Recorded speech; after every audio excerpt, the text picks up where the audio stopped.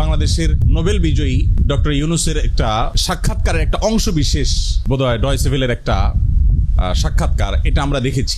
তিনি বলছিলেন যে পৃথিবী তার গন্তব্যের দিকে, ধ্বংসের দিকে এগিয়ে যাচ্ছে। আমাদের সবচেয়ে বড় সম্পদ হলো আমাদের ঈমান, এবং এই ঈমান ধরে রাখা অত্যন্ত কঠিন, কারণ পৃথিবী তার পরিণতির দিকে আগাচ্ছে, অর্থাৎ মহাপ্রলয় হবে, সব ধ্বংস হবে, সেদিকে আগাচ্ছে।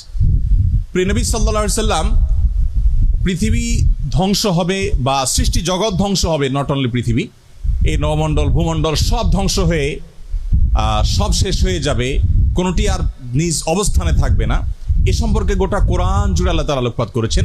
শুরুর দিকে আল্লাহ রাব্বুল আলামিন বিধিবিধান সবকিছু বলার পরও শেষের দিকে এসে কোরআনকে আল্লাহ রাব্বুল আলামিন সমাপ্ত করেছেন বেশিরভাগ সূরাগুলোতে কিয়ামত সম্পর্কিত আলোকপাত দ্বারায়, অর্থাৎ পৃথিবী তার পরিণতির দিকে যাবে, সেটা দিয়ে আল্লাহ সুবহানাহু ওয়া তাআলা ইতি টেনেছেন।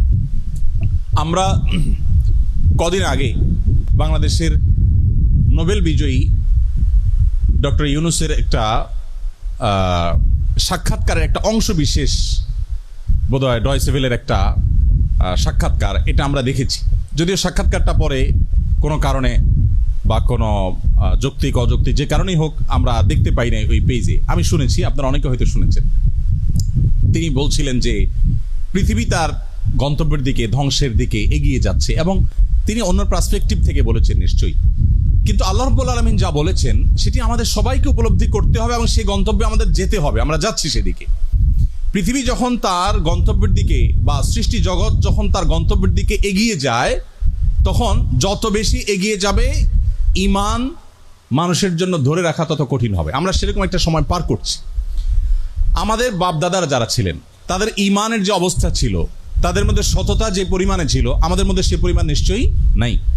আমাদের পরের জেনারেশন যারা আসবে তাদের মধ্যে ঈমান ধরে রাখাটা আরো টাফ হবে, তাদের পরে যারা আসবে তাদের জন্য আরো টাফ হবে। এভাবে সহিহ মুসলিম বর্ণিত হাদিসে নবী সাল্লাল্লাহু আলাইহি ওয়াসাল্লাম বলেছেন, লা তাকুমুস সাআহ হাত্তা ইউকাল ফিল আরদি আল্লাহ আল্লাহ, অর্থাৎ পৃথিবী ততক্ষণ পর্যন্ত ধ্বংস হবে না, মহাপ্রলয় হয়ে সৃষ্টি জগৎ ততক্ষণ পর্যন্ত শেষ হয়ে যাবে না, যতক্ষণ পর্যন্ত একজন মানুষও আল্লাহ বলার মতো থাকবে। তার মানে পৃথিবী থেকে একটা সময় ইমানদার কমতে কমতে, বিশ্বাসী মানুষ কমতে কমতে এমন একটা পর্যায়ে চলে যাবে যেটা জিরোতে চলে যাবে, কোনো বিশ্বাসী মানুষ থাকবে না।